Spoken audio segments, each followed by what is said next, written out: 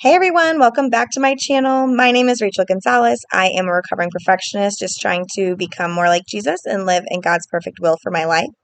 Today I am coming to you from my backyard where we have overgrown weeds. Definitely needs to be mowed, and I'm sure my husband is mortified that I'm sharing this with you. But I really had nowhere else to film because everybody inside is either sleeping or my son is doing quiet time in there, and I just really didn't want to be interrupted or um, have, them be able to hear me while I'm recording. So I am outside and I don't really know what the audio sounds like out here. So we'll just kind of see how it goes. But today I really wanted to share because I just can't even believe that I have the time to sit down and record a video for once in the past month.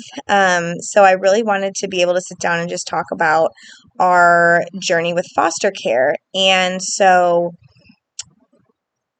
we started this journey kind of years ago when my husband and I were talking about, would we ever want to adopt in the future? And it really was on the heels of us having a couple of miscarriages and stuff. And, like we both were definitely open to adoption, kind of hoping to maybe adopt someday.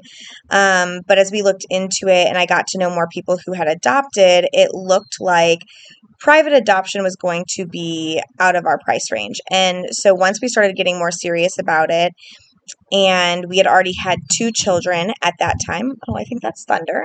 Okay. Um, So we already had 2 children at the time, and we were talking about adoption, and we were just kind of like, maybe private adoption doesn't really make sense for us because we already have kids of our own, and there are so many people out there who really go the private adoption route because they haven't had children of their own. We don't want to take the place of anybody trying to do that, so we just kind of decided maybe foster care really would be the best bet for us. And we do have a couple of friends who have adopted from foster care, so we saw that process and we know it's not easy and stuff. So we kind of thought like, okay, well, we'll look into it eventually. Well, right before January of 2023, my husband and I were, just chatting about it and stuff. And he's like, yeah, like, let's do it. And I just didn't really have the bandwidth at the time. I was in a principal certification program. We had the year before lost Cooper. So I was just like really not necessarily ready, but I started talking to people, started asking my friends, like, which agency did you go to when you did foster care? Started doing a little bit of recon. And then there was a song that my husband was listening to on the radio or on Spotify or something like that. I want to say the name of the song. I'm going to look it up because I want to be sure, but I'm pretty sure the name of the song is The Little Girl, and basically it's about a girl who, like, her parents basically, die, and yes, it's called The Little Girl by John Michael Montgomery. So let me make sure. It's a really sad song, and it's about, like I said, it's about this girl, and she ends up getting taken away, and she goes into, she gets adopted and stuff, and then basically talks about how she comes to Jesus, right? And so when my husband and I were talking, we were like, it's really important for us as Christians to be there for people in need.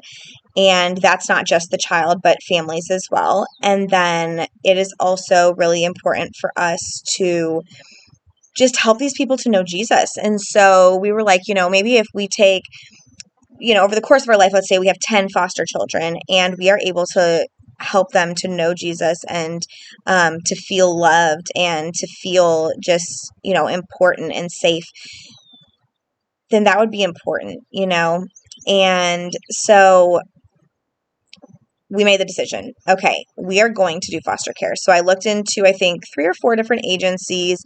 We finally settled on one called Helping Hand Home. It's based out of Austin. And why this? the video is shaky because this computer is sitting on my lap, and so I'm not sitting still, and I'm sorry that it's shaky like that if that's bothering you, but it's just, I'm trying my best because I'm doing this on limited time. So anyway, so we decide on Helping Hand Home, and they're like, hey, by the way, we have training starting January 10th.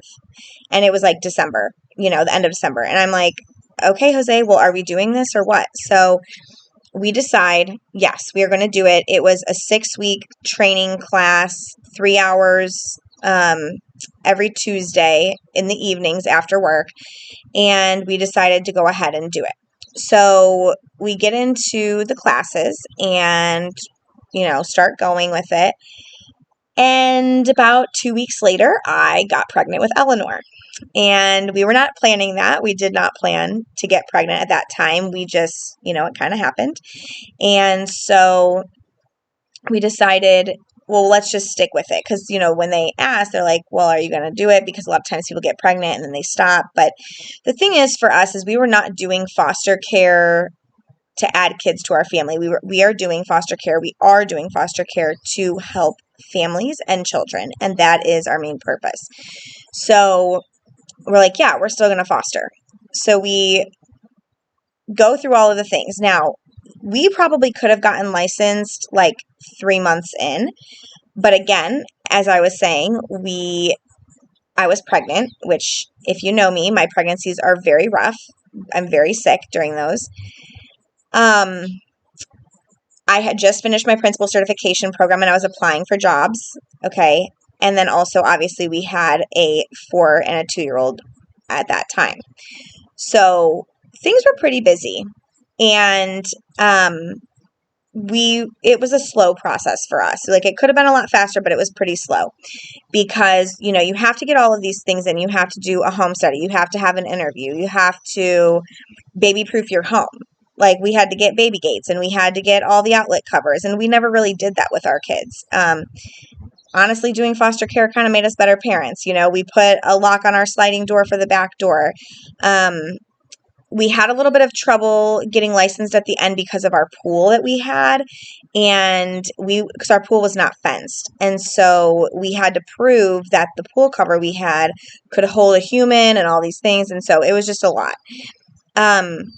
So that took us, by the time that we got licensed in April of 2024. So pretty much from the time, I remember what really held us up was we had to get TB tests. And there was nowhere in our area where we could get TB tests. So from the time that I had Ellie in October until I think January it was, we never got our TB tests. And I had planned to, at some point during my maternity leave, go do that. So it took us quite a bit of time to do that. So we got licensed in April of 2024. At the same time, like the week that we got licensed, our SAMA training expired. That's like being able to do holds and restraints on children. You have to be SAMA trained to be in foster care. We also had to be CPR trained, so we had to do that. So that expired. So then we had to go to that training. Okay. And then May was the end of the school year. We probably got about, I would say, 10 calls in May. And maybe 3 or 4 we said yes to. The other ones that we said no to were like if it was a sibling set. For example, it was like a 9-month-old baby and an 8-year-old boy.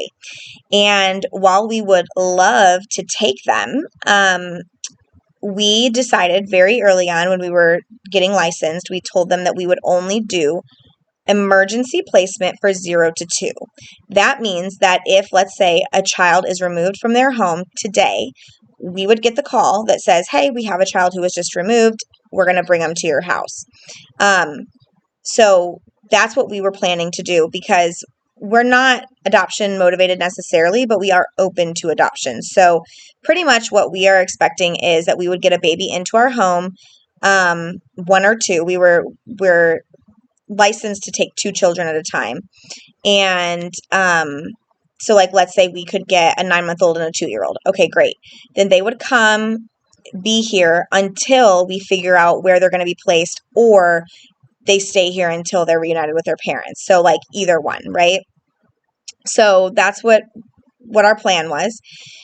And we didn't want to take anything over too, because we have children in our home who are very, susceptible to things. And so if, let's say, we have an 8-year-old in our home who has just witnessed some like traumatic things, is experiencing, the aftermath of trauma, it would be very difficult for us to explain certain behaviors to our children, for them to be maybe mimicking those behaviors. And so we, just for the protection of our own children, we are doing 0 to 2 placements. It is a lot more common for emergency placement to be kids 0 to 2 because they cannot take care of themselves. A lot of times children who go into foster care, who are 5, 6, 7, 8, they kind of can make a plan for those kids because those kids are basically more self-sufficient. And so a lot of times those emergency placements aren't as emergent necessarily, like they've already kind of gotten something lined up. So we get licensed, we get the calls, we said no to a couple, or, like maybe 7.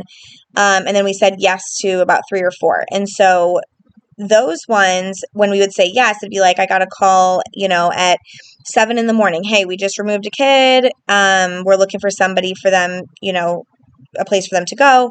Can we bring them over? Yes, of course. While I was still working, my husband was the one who was going to lead the charge on that. So like if we would get a child in the middle of the day or the middle of the night, like he would be the one staying with them. And this was kind of also another thing that really spurred me to quit my job, was because I knew that for us doing foster care, it was not sustainable for my husband to be taking off work all the time and like taking the kids to visitations and doctor's appointments and things like that. So, but we knew that it was short term for him to be in that position, because we knew that I was quitting my job. So we would say yes, and then they would call us back and say, oh, well, we found somebody who was closer, to them, because we do live kind of far out. So they want, people who are going to be close to the CPS office, close to the parents' home, things like that, where it's easy for the foster families to facilitate visitations and appointments and things like that. So we didn't get any placements in May, even though we had said yes to a couple, and they ended up not bringing them. And then in June, we moved. And so we had to get a whole nother home study done. I had to get the fire inspection done. We had to, we have to like draw a map of the home and your fire safety plan. And you have to get, they come and do a health inspection and make sure that you have your baby gates and your outlet covers and all of those things done. And then they say, okay, you can now take babies. So there was actually one right before we got our home study done that we said yes to, and they were going to bring the kid. And then they said, oh, but the home study is for your other house. We can't bring them to your new house. So we ended up not getting that child. Then, of course, we were on a 3-week vacation. And so now we are here, and we were home for 1 week from our vacation. And that Friday we got a call. Actually, Thursday, I got a call for 2 different cases, and neither of them panned out. And then Friday, we got a call. So this is kind of where we are at now, about a year and 7 months later, after starting our foster care journey. We finally have our first placement. And, I just want to say that we know, and this is what my channel is all about, is that God always works things for good. And so all of those placements before that didn't work out for whatever reason, or we said no to, and I just had to like let go of the guilt on those things. All of those things brought us to this moment to have this child in our care. And so we got the call at 7:30 p.m. last Friday night. Child has been removed, and she is needing a place to go. Are you available? Yes, she can come here. At this point, I didn't really have a whole lot of hope that we would be getting this child, because we've said yes before and it didn't work out. So I'm like, okay, well, it might not really happen. Then the foster care agency worker who is asking if we are able to take this child says to me, her birthday. Her birthday just so happens to be the exact same day as my daughter's birthday. So they were born on the exact same day. Not like my daughter and my son who were born on the same day 3 years apart. They were born on the exact same day in the exact same year. And in my head, I go, okay, well, this is going to work out because I know that child is coming here. Like, it was like just in my heart, I knew we were going to get this child. So the evening goes on. My husband was putting the kids down, and I didn't even tell him that I said yes, but he was already like, we need to start saying yes to these kids, And so when I knew it was one child about, the exact same age as our daughter, he's going to be fine with it. I said yes, and I'll just tell him after. So he comes down from putting the kids down, and I tell him about the child and what happened, and, that I said yes. And he's like, great. Okay, sounds good. When will she be here? And I'm like, I don't know. They're going to let me know. And I'm like, at this point, we still don't even know for sure if she's coming. I guess we'll just kind of play it by ear. So I text about an hour later and I'm like, hey, just wondering if we're, like, are we a go or is it not us? Let us know. She calls us and she says, well, the child is going to go to the hospital to be checked just to make sure everything looks good, before coming over. So you can either go to the hospital and receive her there, or we can come to you after the hospital. And I tell her, just to make things simple, bring her here when you're done. My husband and I decided at that time to go ahead and go to sleep and get a little bit of sleep before they arrived because we know the hospital and we know that it could have been a couple hours. So we just went to sleep and waited for them to come. They showed up around midnight last Friday. Brought her in. We had to do paperwork, things like that. She's a baby, so midnight is very late for her to be awake. And when she comes in, she's bright-eyed and bushy-tailed and just like looking at all the things. And obviously this is a new environment, new people. She has no clue who we are. And so we do all the paperwork. They leave probably around 1 in the morning. My husband goes back to sleep and I go in to attempt to put this child to sleep. She did not go to sleep until after 4 o'clock in the morning. Well, she did take a little bit of a nap. So like she fell asleep maybe around 1:40 and then woke up at like 2:15. So I didn't, get a whole lot of sleep there. And the next day I'm like, wow, I'm really nervous about this because she didn't sleep. And what if this is like, how it is? I'm staying home with 4 kids during the week now, and I'm not going to be sleeping at night. I can't do that. That's going to be very hard. So, we just see how it goes the next night. We do this. Well, actually, that day we had planned to go to the Kalahari to a water park for an event for our foster care agency. And we were like, well, I guess we're just going to go. So we woke her up at the same time we wake up our other kids. We got her on our schedule, started moving and grooving.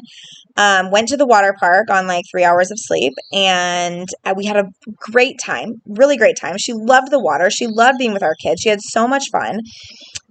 We go home that night, put her to sleep at the same time we put our other kids to sleep, and we just, pray for the best. I just prayed and prayed and prayed for sleep.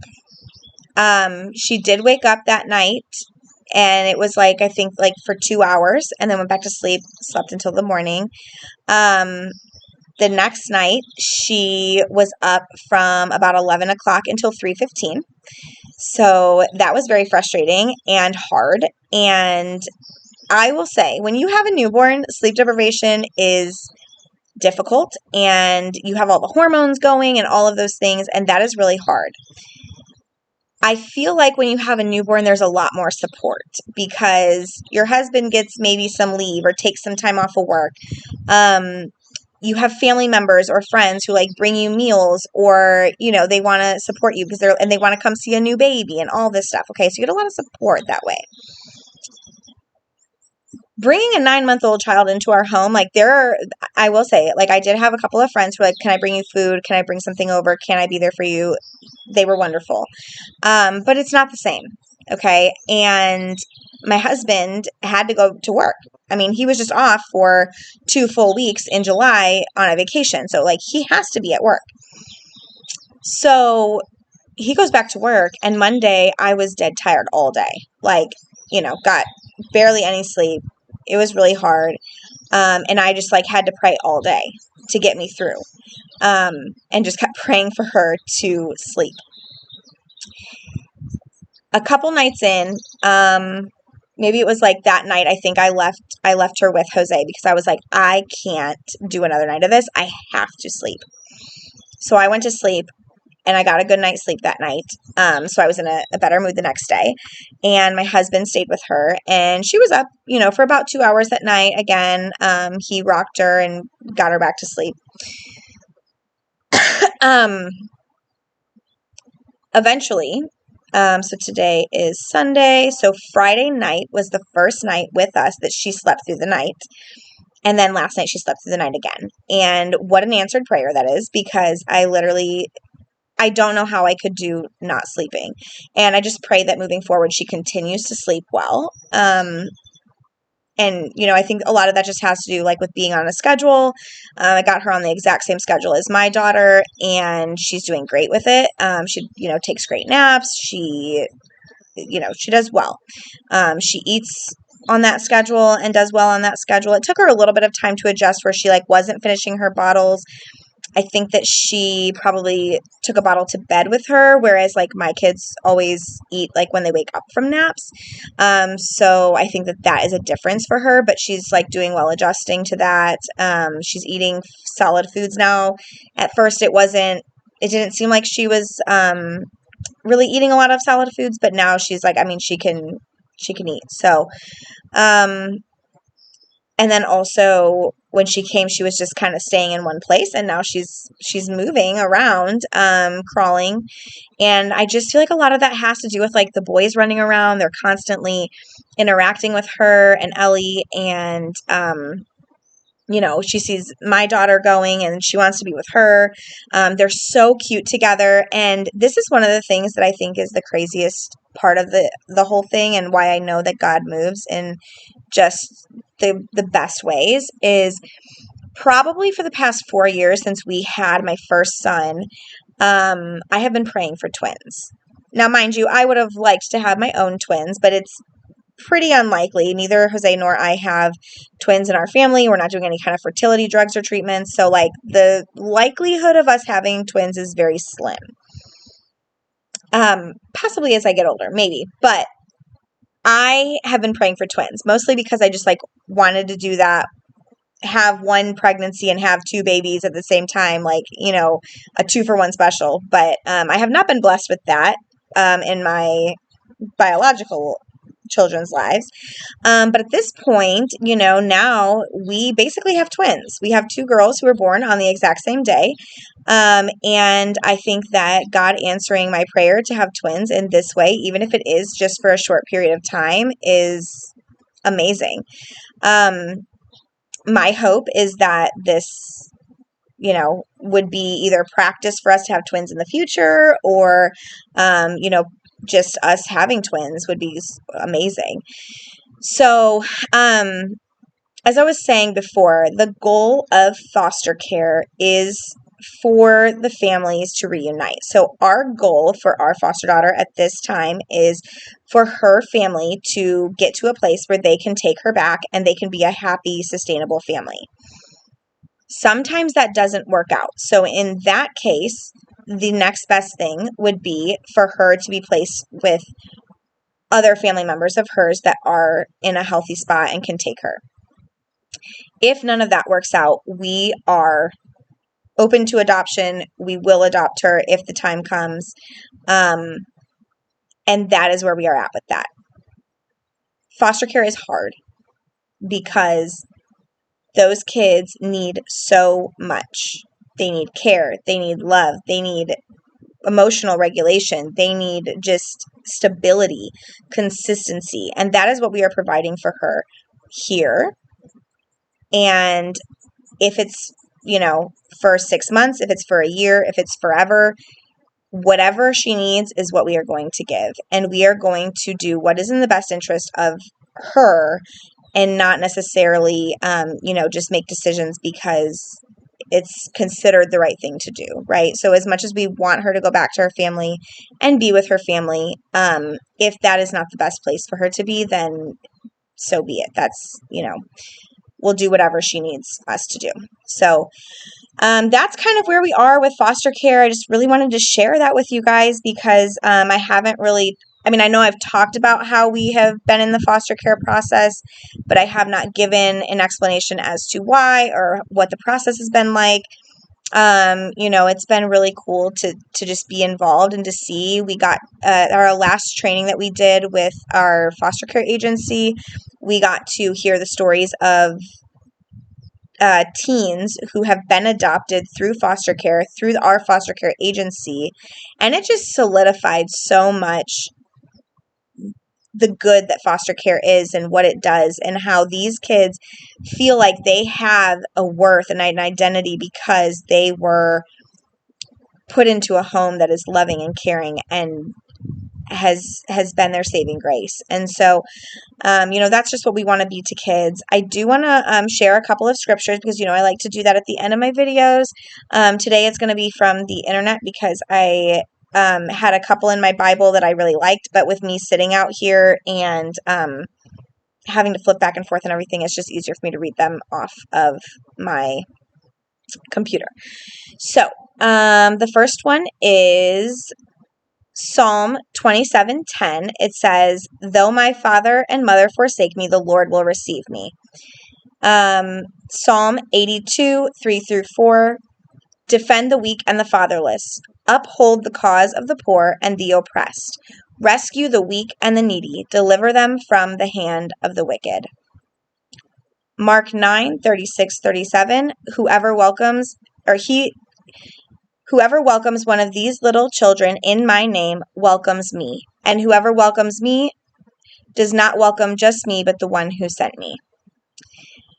And then where in the Old Testament, there is a verse in Isaiah 1:17. It says, "Learn to do right, seek justice, defend the oppressed, take up the cause of the fatherless, and plead the case of the widow," which is very similar to the Psalm. And these verses really spoke to me because it just shows that, we are called to defend the fatherless, the oppressed, the poor, the needy, all of those things. And, for me, this might make or break a lot of people watching my videos, and that's fine if it does or not, whatever. But I am very pro-life. And to me, there is no reason for ending a life. And so it's not something that I have a very strong opinion on, where I would not be friends with somebody or would not care for somebody. But the thing is that I believe that every life deserves a chance. And so with that view, I feel like for me, I need to be doing something that is helpful to the cause. And so for parents who have chosen to have their children and who are struggling doing so, we want to be able to help with that. And so that is why, another reason that we do foster care is to just show our support for people who have chosen to allow their children to have life, because every life is worth living. And so, our foster daughter at this time is doing really well, and we just hope that we can really support that family and love them, well, and see them through it. So anyway, thank you for watching this video. Would love to hear your experience if you have done foster care. What kinds of things have you run into? If you are interested in doing foster care, please reach out to me. I would love to talk to you about fostering. It's a new passionate topic of mine, along with childbirth and all of the stuff that goes along with that. So give me a shout if you need to, and I will see you next time.